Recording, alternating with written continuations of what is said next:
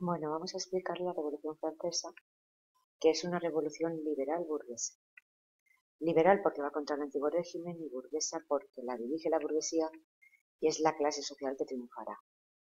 En primer lugar, deciros que con la Revolución Francesa se inicia la Edad Contemporánea y comienza en 1789.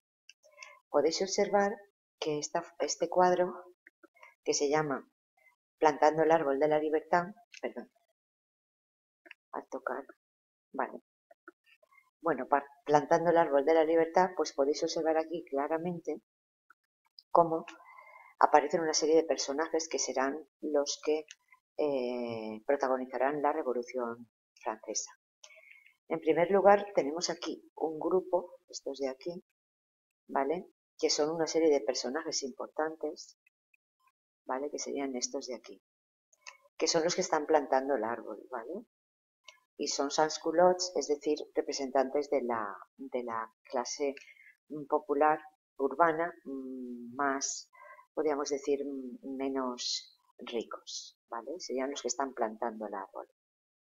Aquí a la derecha tenemos un grupo de mujeres vestidas de blanco, ¿vale? Que simbolizan la nueva sociedad en donde la mujer, pues, en principio empezará a participar, aunque no mucho.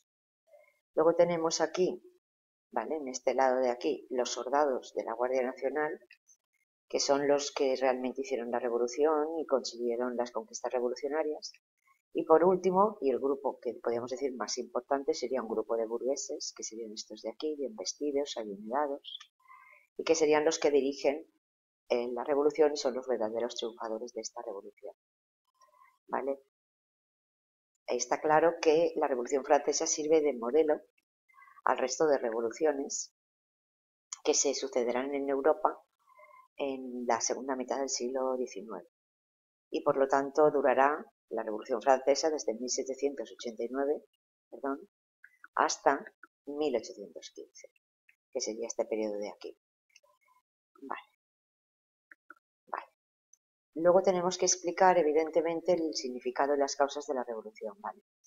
La Revolución Francesa, evidentemente, está en contra del antiguo régimen y se basa en las ideas de la Ilustración.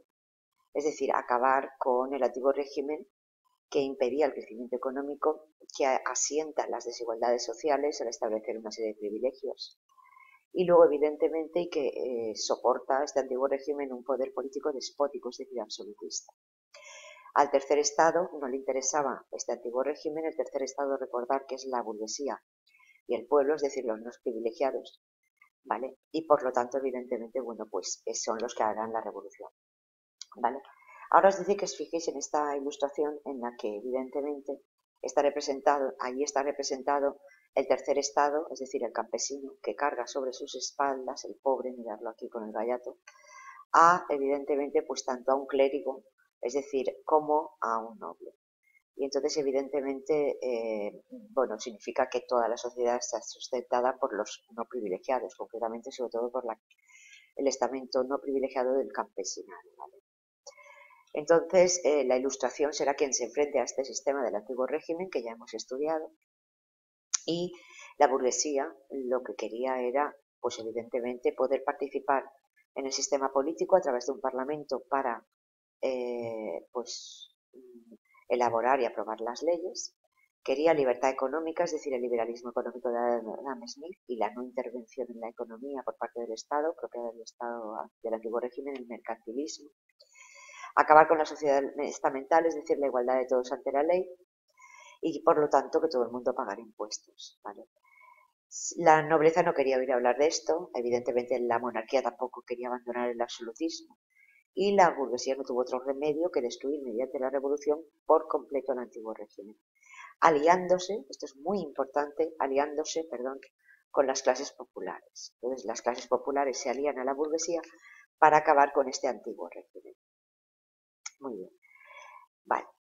Por lo tanto, se trata de una revolución burguesa y una revolución popular, ¿vale?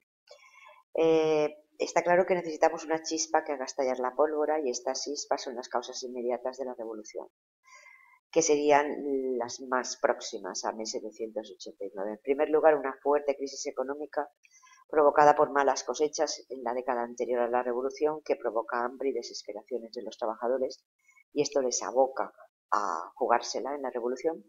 Y en segundo lugar, una grave crisis financiera del Estado francés, que estaba en bancarrota, y por eso el monarca absoluto, que lo tenéis aquí, Luis XVI, pues decide intentar que los privilegiados, tanto la nobleza como el alto clero, paguen impuestos. Y así se comenzará la primera fase de la revolución. Vale, vamos a comenzar viendo un poco, antes de explicar cada fase, viendo un poco las diferentes fases de la revolución. ¿Vale? La primera fase, como acabamos de comentar, comienza con la revuelta de los privilegiados. ¿Vale? Luego les iremos explicando. La segunda ya ha estallado completamente la revolución, y la tercera se trata de un sistema de monarquía parlamentaria. Se quita la monarquía absoluta de Luis XVI y se establece en la segunda y en la tercera fase, es decir, del 89 al 92, la monarquía parlamentaria. Es decir, el rey asumirá el poder ejecutivo, pero el parlamento asumirá el poder legislativo. Es decir, por fin triunfa la revolución burguesa. Y es constitucional porque hay una constitución que luego veremos, que es la Declaración de Derechos. Vale. La única diferencia entre la Asamblea Constituyente y la legislativa es que en la Constituyente el fin, evidentemente, es elaborar la Constitución del 91, y en la legislativa ya se ha elaborado esa Constitución. La cuarta fase tendríamos la Primera República parlamentaria. Se duraría 3 años, del 92 al 95, y se van sucediendo una serie de partidos políticos de diferentes signos, pero continúa el sistema parlamentario, que es el que querían establecer los burgueses durante el proceso revolucionario, y el pueblo también. La quinta fase ya es un cambio rotundo. La quinta fase abre las puertas a las siguientes, que sobre todo es el triunfo de Napoleón y de la alta burguesía. Concretamente, durante la cuarta fase, en uno de los momentos críticos, consigue ganar y tomar todo el poder en el Parlamento republicano los jacobinos.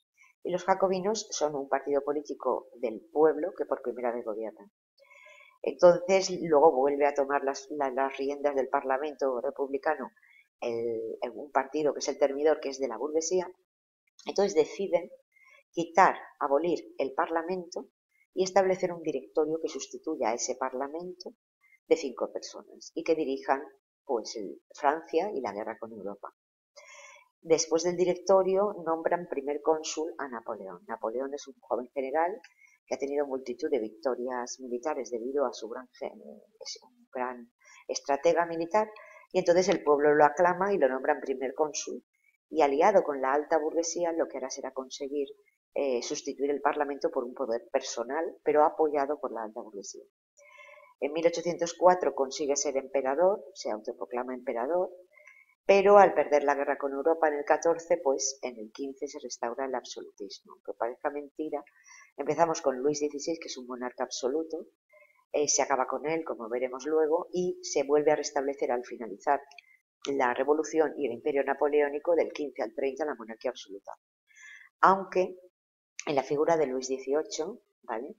Aunque hay que decir que establece un régimen, podríamos decir, de carta otorgada, es decir, que no del todo absolutismo, como luego veremos, ¿vale?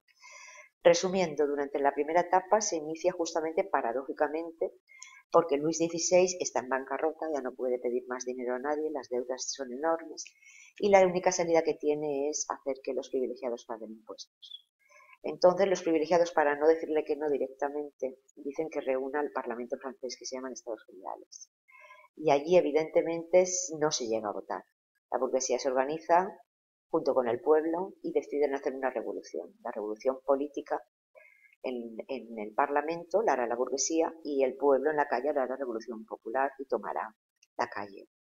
De ahí que se pase a una monarquía parlamentaria en estas dos fases, en la segunda y en la tercera. Luego el rey intenta huir, en esta tercera fase intenta huir porque quiere aliarse con los enemigos de la revolución, con sus países aliados absolutistas, pero lo pillan y entonces lo devuelven, y entonces ya por fin lo juzgan como contrarrevolucionario. Por lo tanto, ya no hay monarquía parlamentaria porque el rey ha intentado traicionar la revolución, y entonces lo que harán será establecer la primera república parlamentaria. Serán los girondinos, que es el primer partido político que gobierna, que son de la burguesía, los que guillotinarán al rey, ¿vale? Luego, como ya hemos dicho, gobernarán los jacobinos, que están de extrema izquierda del pueblo, para luego coger las riendas los Thermidor y sustituir ese parlamento, como hemos dicho, por 5 personas de la burguesía, que gobernarán con la excusa de que como Europa y Francia están en guerra, pues es necesario tomar decisiones rápidas en la guerra y por lo tanto no se puede todo discutir en el Parlamento, es mejor sustituirlo por 5 personas. Luego ya hemos dicho que triunfa Napoleón, aclamado por el pueblo, pero que realmente gobierna a favor de la alta burguesía. Y cuando cae el imperio napoleónico, gracias a dos países fundamentalmente, que son España y Rusia, que cada uno a su manera le vence, en el año 15 Napoleón es desterrado y vuelve la monarquía absoluta de Luis XIV. Perdón, de Luis XVIII. Vale, aquí tenéis una animación que habla sobre la Revolución Francesa.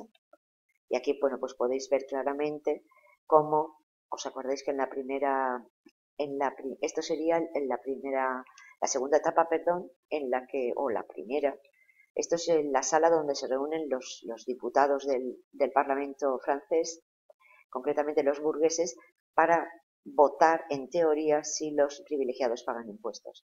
Evidentemente no se llega a votar, porque hacen la revolución. Vale. La fase prerevolucionaria tenemos una estructura social, evidentemente, con una sociedad estamental, una crisis económica enorme por las malas cosechas y una crisis política en el sentido de que el pueblo quería un cambio. Luego tenemos las etapas. Esta sería la etapa de los estados generales, cuando se reúnen para votar y no llegan a votar. Luego tenemos la de la Asamblea Nacional. Luego tenemos la de la Asamblea Constituyente, la legislativa, la convención, que sería la etapa de la República, ¿vale? Y cómo va pasando por etapas. Y luego ya Napoleón. Este sería Napoleón Bonaparte, ¿vale? Y bueno, pues poco más. Si queréis os lo podéis ir viendo. Bueno, el inicio de la revolución ya os hemos dicho que se trata, bueno, el análisis de cada una de las fases en profundidad lo veremos en otro vídeo. Espero que os quede bastante claro y que os haya ayudado.